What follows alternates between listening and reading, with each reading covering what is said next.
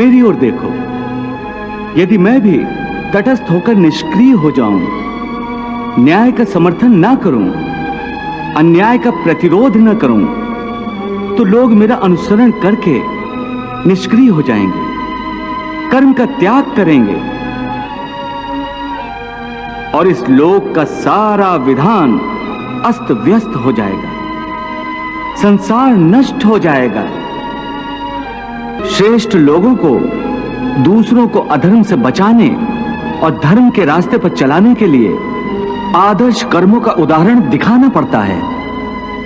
मैं भी इसी उद्देश्य से कर्म करता हूं। इसलिए नहीं करता कि मुझे कर्म करके कुछ पाना है, असाध्य को साधना है। सब तो मेरे वश में है।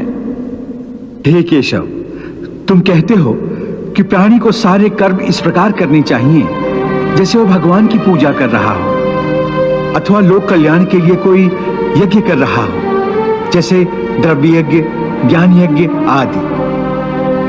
तो हे माधव, मेरे मार्गदर्शन के लिए मुझे ये बताओ कि मेरे लिए कौन सा यज्ञ उचित होगा। रण यज्ञ। रण यज्ञ? हाँ पार्थ, तुम एक क्षत्रिय हो। धर्म की रक्षा के लिए ही शस्त्र धारण करके तुम इस युद्ध भूमि पर आए हो। इसलिए इस समय तुम्हें सबसे पहले रण यज्ञ ही करना चाहिए, अर्थात युद्ध करना चाहिए। हे पार्थ, कर्म योगी का जीवन भी एक यज्ञ ही होता है। इसलिए तुम भी आसक्ति से मुक्त होकर स्वधर्म पालन करो, युद्ध करो।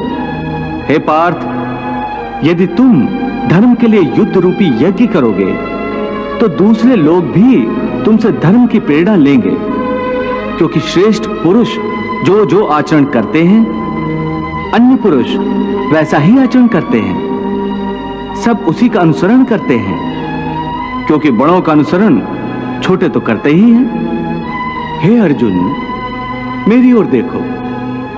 यदि मैं भी तटस्थ होकर निष्क्रिय हो जाऊं, न्याय का समर्थन ना करूं, अन्याय का प्रतिरोध न करूं, तो लोग मेरा अनुसरण करके निष्क्रिय हो जाएंगे, कर्म का त्याग करेंगे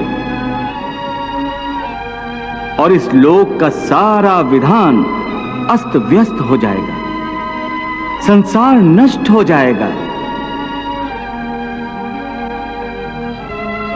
इसीलिए श्रेष्ठ लोगों को दूसरों को अधर्म से बचाने और धर्म के रास्ते पर चलाने के लिए आदर्श कर्मों का उदाहरण दिखाना पड़ता है।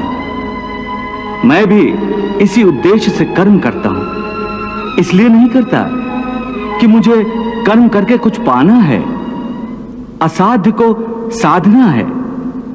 सब तो मेरे वश में है। हे पार्थ, अहंकारी मनुष्य समझता है कि वह स्वयं कर्म कर रहा है, परंतु वास्तव में इसका कर्ता साक्षात ईश्वर है। ईश्वर तुमसे कर्म करवा रहा है।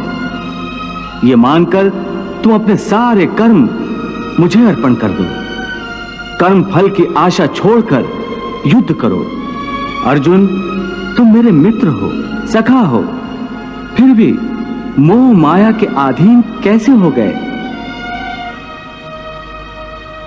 याद रखो पार्थ कि अधर्म का साथ देने वालों का विनाश अधर्मियों की तरह ही होता है, और जो तुम्हारी तरह धर्म के मार्ग से हट जाता है और धर्म पर चलने वालों का साथ नहीं देता, वो अनजाने में अधर्म का ही साथ देता है, अधर्मियों की सहायता करता है।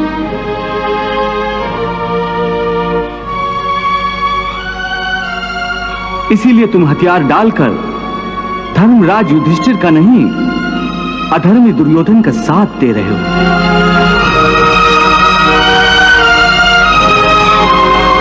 हे अर्जुन, तुम महात्मा हो, महात्मा जो दूसरों के लिए जीते और दूसरों के लिए मरते हैं। वो अपना जीवन और अपनी मृत्यु दोनों ही लोक कल्याण के लिए समर्पित करते हैं।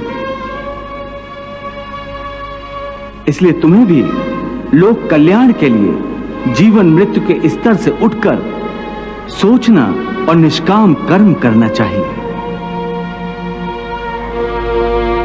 हे अर्जुन, जीवन देने वाला और लेने वाला मैं हूं, जन्म भी मैं हूं।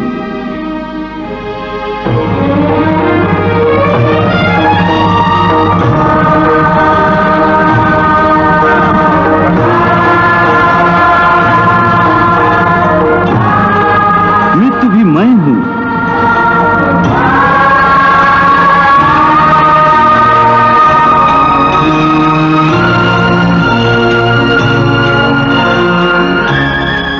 हे अर्जुन, जो अज्ञानी मेरी निंदा करते हैं, मेरे बताए हुए कर्म योग को नहीं अपनाते, वो नष्ट हो जाते हैं।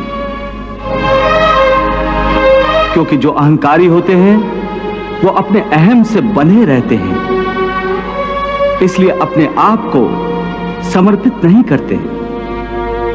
समर्पण का अर्थ है अपने आप को, अपने संपूर्ण अहम को प्रभु के चरणों में विलीन कर देना।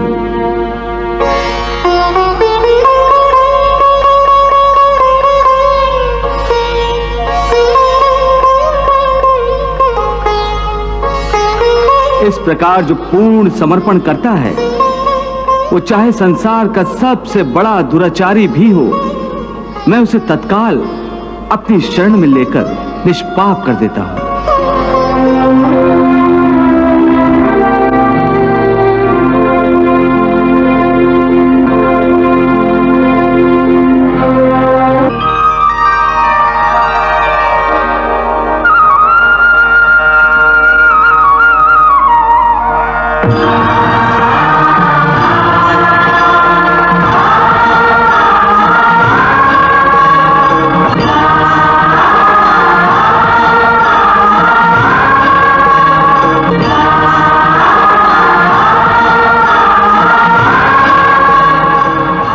वाह प्रभु वाह।